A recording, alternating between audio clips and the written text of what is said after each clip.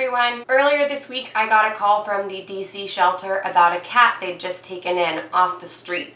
She was wandering around outside, full-term pregnant and ready to pop. Now, I typically take in orphan kittens who don't have a mom, but since we have an empty nursery right now and the shelter was in need, we said yes. I sanitized our entire nursery, making sure that it was going to be ready for this new cat to come in and giving her plenty of places that she could choose to have her labor. When we arrived at the shelter, we could see that she was indeed very pregnant. Looked like she had swallowed a watermelon. You could feel the movement inside her belly. X-rays showed that her babies were full term and she'd likely give birth within a few days. But when we got back to our nursery, she went into labor only 18 hours after bringing her back. We named her Mama Mia. Now, this brought on a whole lot of controversy on social media, sparking an ethical debate about what to do regarding pregnant cats. So I wanted to make a video about navigating the ethical decision-making process around pregnant moms to explain why this was a controversy and to explain my position and why in this specific situation we did decide to take on Mia.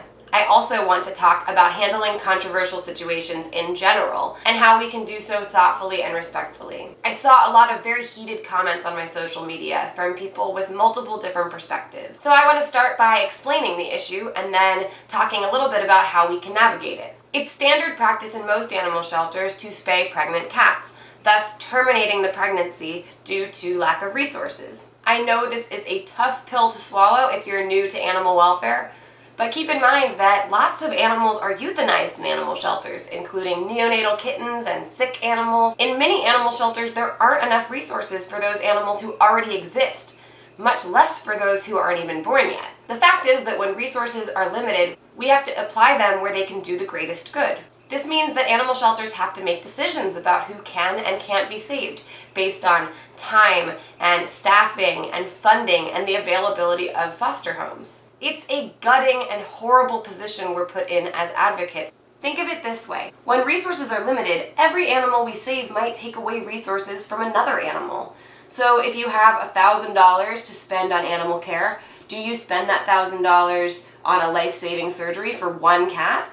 Or do you spend it on saving the lives of 10 healthy cats? If you have limited time and money, do you give your precious resources to adoptable adults and kittens over 8 weeks old? Or do you give them to neonatal orphans who require far more time and money to save? In these situations, you give your resources wherever the greatest good can be done. So when it comes to terminating a pregnancy, this is done because when there are not enough resources even for those animals who are already born, resources are not applied to bringing even more animals into existence. It's doing the greatest good with what you have. And so I fully understand why people were upset to see me bringing in a pregnant mom. The implication is that we are bringing more lives into the world. I had people saying some pretty mean stuff to me, like that I'm no better than a breeder, or making really vicious personal attacks on me. Some people were so outraged that I took Mia on. And while a lot of the comments were really brutal, I want to say I understand the passion and I understand where they're coming from. I want other people to understand that too, so people standing outside of animal sheltering can understand the position that shelter staff are faced with. Because on the other side of the issue, I saw people who were very impassioned saying that no matter what, it is unethical to terminate a pregnancy, and they were calling people in shelters some pretty mean names. Now, I also understand the passion of these people, but I assume a lot of them probably have not been faced with standing in a room full of animals that you know you cannot save. So there's a big divide here in our understanding of where each other are coming from. And on both sides of the issue, I found one thing to be true, which is that there is a lot of pain and anger in this community and that we take it out on each other all the time. And so while I find it frustrating that it's so hard to have a nuanced conversation about controversial ethical issues in animal welfare, I mostly felt devastated this week for the emotional state of our movement, because I think our inability to have these conversations respectfully points to the exhaustion and outrage that we all feel, that I truly think we misplace on one another. Before I go any further, I want to say that those of us who work in animal welfare are at high risk for compassion fatigue or secondary traumatic stress disorder. When we experience this, we may feel depressed, short-tempered, exhausted, and emotionally drained. There's been some incredible research about compassion fatigue, and researchers have found that there are several qualities or protective factors that actually shield us like armor against compassion fatigue. And one of those primary protective factors is social support, the feeling that we are all safe and supported within our community. So it feels particularly tragic to me that when we feel compassion fatigue,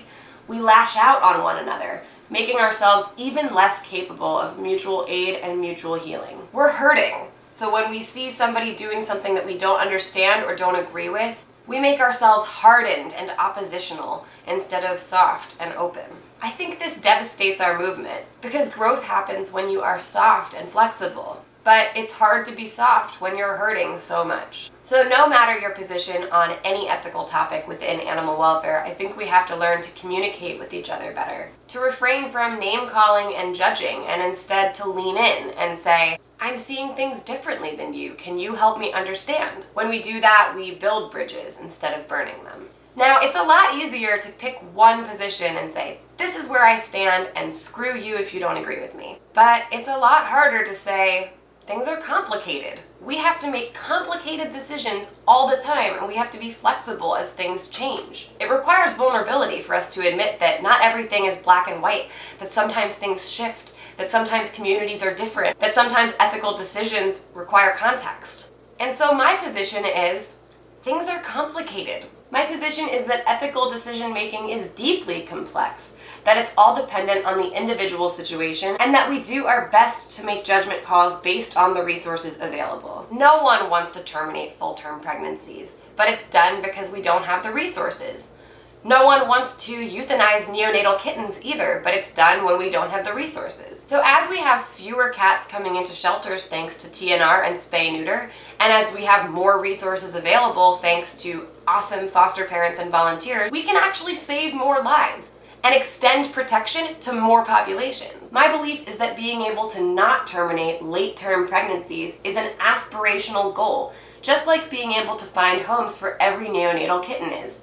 The goal is that bit by bit, as more of us help, we can gradually make it so that every cat has assistance. So we shouldn't be judgmental of shelters that don't have resources to take care of very sick cats or neonatal kittens. We should simply recognize that that's where they are and try to help them. Similarly, we shouldn't judge shelters who spay pregnant cats. This is about the fact that right now, too many animals are dying to have the luxury of bringing more kittens into the world. The goal is that someday that's not the case. I recently made a video called Why I Support Kill Shelters. I hope that you will watch it because I talk all about the difference between open admission shelters and limited admission shelters and what it really means to be a no-kill shelter or a kill shelter. If you watched that video, you know that an open admission shelter is required contractually to take in every single animal no matter what, including these pregnant moms. So their ability to save lives is completely dependent on the resources they have, primarily funding and foster homes. In that video, I talk about how it's the responsibility of the community to build those resources. So it's important for me to acknowledge that many communities have built those resources and have achieved no-kill at the municipal level. More and more open admission animal shelters are achieving the ability to find a foster home for every kitten, to provide medical care for every sick or injured cat, and yes, to even allow late-term pregnancies.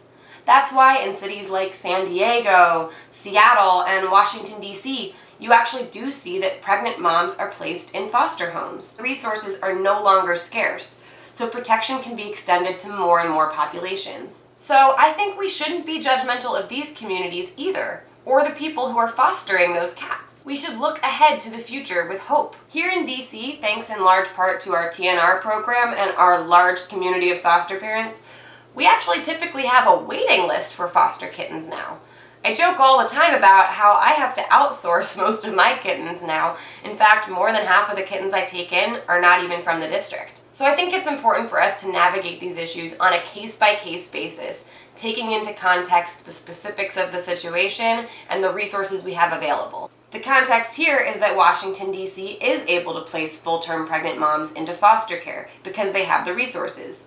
The context is that Mia was found outside and was legally required to be on stray hold for 5 days, so she couldn't have been spayed before going into labor regardless. The context is that Mia's babies were fully developed. They were born within hours of being rescued.